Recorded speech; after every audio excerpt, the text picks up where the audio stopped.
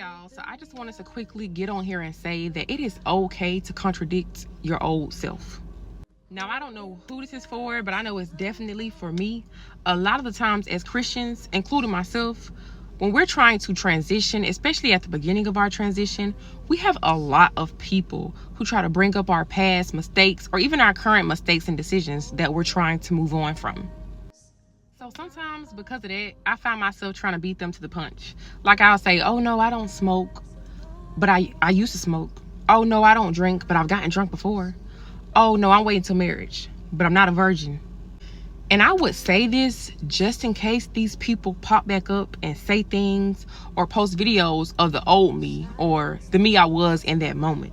However, that has nothing to do with the you right now. It's time to move on and fully accept who God is making you into.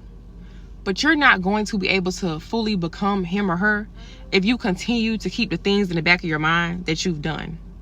I know people try to judge and condemn you for your mistakes and decisions when you're trying to follow God. But baby, you're just going to have to let them talk and do it anyway. You're just going to have to follow God anyway. I had to realize we're not doing it for them. We're doing it for us. And as long as he truly knows who you are and you're following him, you're going to become the version of yourself that you're destined to be because he is your creator.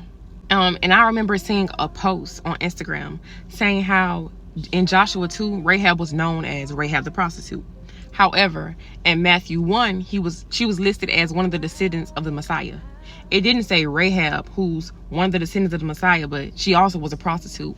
No, just Rahab, one of the descendants of the Messiah.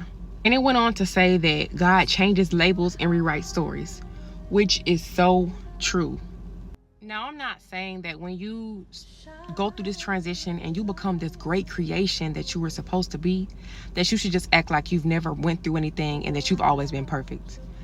Absolutely not. God will humble you quickly. But one thing I realized, it's okay not to dread on these past things or even these current things that you're doing, that you're trying to move on from, that God is bringing you from.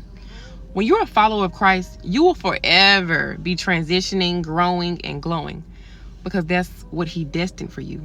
As long as you are still here, he still has work to do with you. But in order for that to happen, you have to just truly follow him and be okay with who he's making you into in these seasons. And stop bringing up the old you. Stop keeping these things in your mind. Cast them down intentionally because the old you can't go into the room that he's bringing the current and future you into.